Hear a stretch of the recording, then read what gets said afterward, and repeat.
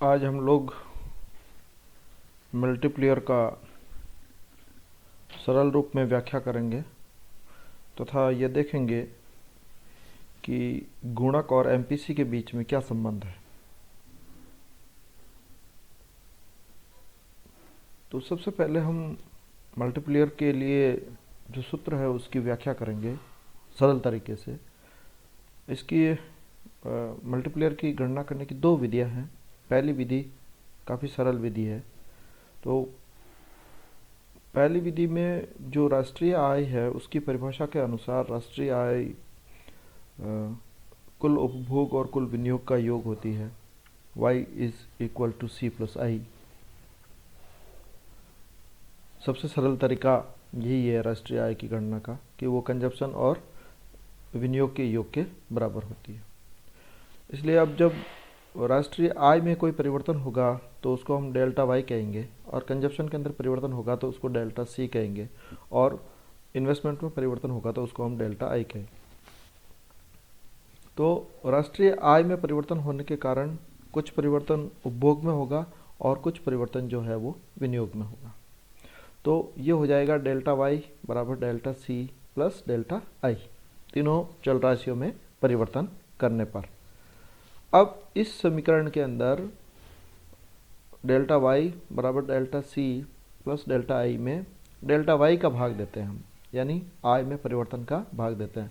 तो delta Y upon delta Y हो गया। डेल्टा सी को भी डेल्टा वाई से डिवाइड कर दिया और डेल्टा आई को भी डेल्टा वाई से डिवाइड कर दिया। तो delta Y divided by delta Y बराबर तो हो गया 1। Delta C upon delta Y ये हो गया, plus delta I upon delta Y होगा। इनको अगर हम लोग व्यवस्थित करते हैं तो ये इस प्रकार से हो सकता है कि अगर डेल्टा सी और डेल्टा वाई को इधर लाएंगे तो ये क्या हो जाएगा, माइनस में हो जाएगा, और इधर क्या बजाएगा, delta I upon delta Y. तो ये हो गया delta I upon delta Y बराबर 1 minus delta C upon delta Y. और delta C upon delta Y क्या होता है, उपभोग में परिवर्तन डिवाइडेड बाय आय में परिवर्तन, यानी आय में परिवर्तन के कारण उपभोग में होने वाला परिवर्तन क्या होता है, एमपीसी होता है। इसलिए ये हो गया 1 माइनस एमपीसी। ये क्या हो गया, 1 माइनस एमपीसी।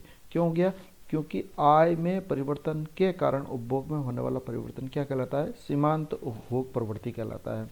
इसलिए ये हो गया 1 माइनस एमपीसी। और delta I upon delta Y क्या होता है, गुणक। क्यों, क्योंकि आय में परिवर्तन के कारण विनियोग में होने वाला परिवर्तन क्या कहलाता है, गुणक। दो परिभाषाएं बिल्कुल ध्यान से सुन लीजिए। आय में परिवर्तन के कारण विनियोग में होने वाला परिवर्तन गुणक कहलाता है, या आय में प्रति इकाई परिवर्तन के कारण गुणक में होने वाला प्रति इकाई परिवर्तन गुणक कहलाता है, और आय में प्रति इकाई परिवर्तन के कारण उपभोग में होने वाला प्रति इकाई परिवर्तन क्या कहलाता है, एमपीसी कहलाता है।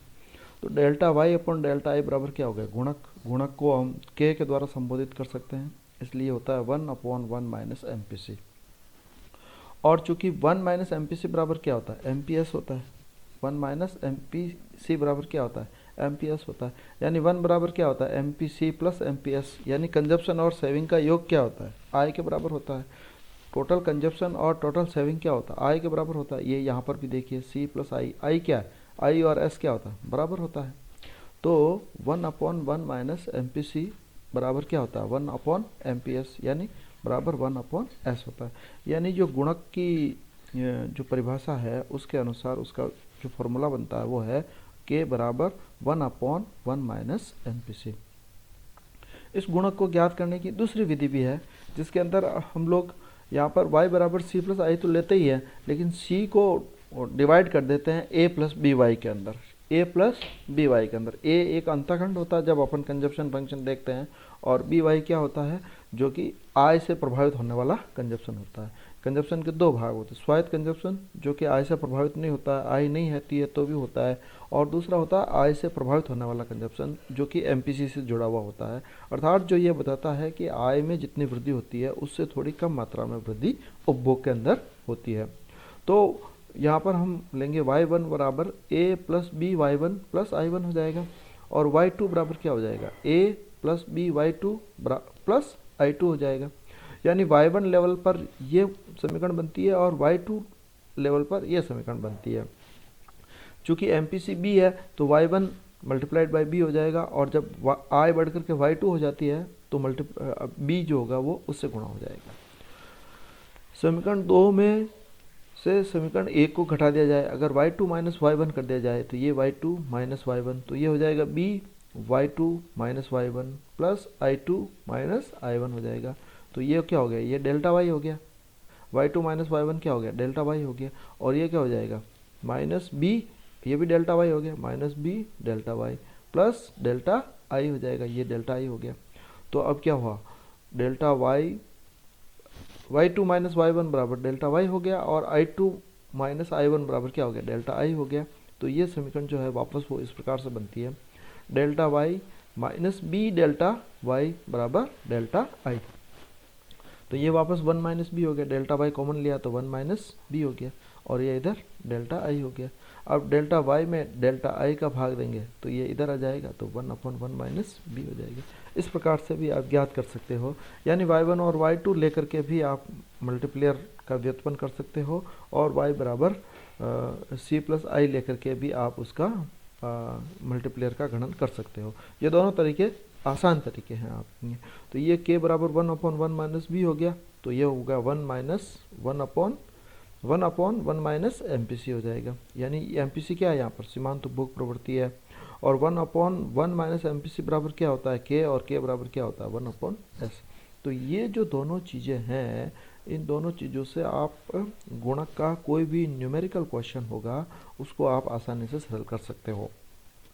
और इसी चीज़ को लेकर के हमने ये तैयार किया है कि जो मल्टीप्लेयर है उसका MPC के साथ क्या संबंध होता है। मान लीजिए कि अगर MPC शून्य है तो गुणक की मात्रा क्या होगा, 1/1 माइनस MPC, 1/MPC यानी 1/1 माइनस 0 हो जाएगा। तो 1 माइनस 0 का मतलब 1 हो गया, तो 1 डिवाइडेड बाई 1 बराबर क्या होगा, गुणक की मात्रा 1 होगी। यानी जितनी आय में वृद्धि होगी उतनी ही विनियोग के अंदर वृद्धि होगी। 100 रुपये अगर आय में वृद्धि हुई है तो विनियोग में भी कितनी वृद्धि होगी, 100 रुपये के बराबर वृद्धि होगी। दूसरा, अगर MPC 0.25 है, यानी थोड़ी सी ज़्यादा है, 0.25 है, तो क्या होगा, तो ये होगा 1/1 माइनस MPC, यानी 1 माइनस 0.25, 1 माइनस 0.25 बराबर क्या हो गया, माइनस 0.25 बराबर क्या हो गया, 0.75 हो गया। तो 1 डिवाइडेड 0.75, तो 4/3 हो जाएगा ये, और 4/3 का मतलब हो जाएगा आपके 1.3, यानी देखिए यहाँ पे बढ़ने की तुलना में यहाँ पे थोड़ा ज़्यादा बढ़ेगा। दूसरा देखिए 0.50 है, अगर MPC बढ़कर के 0.50 होता है तो 1 डिवाइडेड बाई 1 माइनस MPC, यानी 1 माइनस MPC बराबर क्या हो गया, 0.5, 1 माइनस 0.5 बराबर हो गया 0.5 होगा, 1 में 0.5 का भाग देंगे तो 2 आ जाएगा। इसी प्रकार 1/0.75 यानी 1/1 माइनस 0.75 तो 25 आ जाएगा, तो 1 में 25 का भाग देंगे तो 4 आ जाएगा। फिर 1/1 माइनस 0.9 यानी 0.10 बच जाएगा, तो 1/0.10 बराबर 10 आ जाएगा। यानी जितनी MPC ज़्यादा होगी उतना ही गुणक का मान जो होगा वो ज़्यादा होगा। MPC 0 है तो 1 है, MPC 0.25 है तो 1.3 है। MPC जितनी बढ़ती जा रही है, 0.5 है तो 2 हो गया, 0.75 है तो 4 हो गया, 0.9 है तो 10 टाइम्स हो गया। यानी MPC जितनी अधिक होगी गुणक का मान भी उतना ही अधिक होगा। अर्थात लोगों में उपभोग करने की प्रवृत्ति अगर ज़्यादा होती है तो विनियोग करने से भी आय में होने वाली वृद्धि की मात्रा अधिक होगी। इस आधार पर आप लोग जो है ना क्वेश्चन आंसर कर सकते हैं कि MPC का वैल्यू जो है वो इतना होता है तो ये हो सकता है, इतना होता है तो ये हो सकता है। धन्यवाद, आज के लिए इतना ही।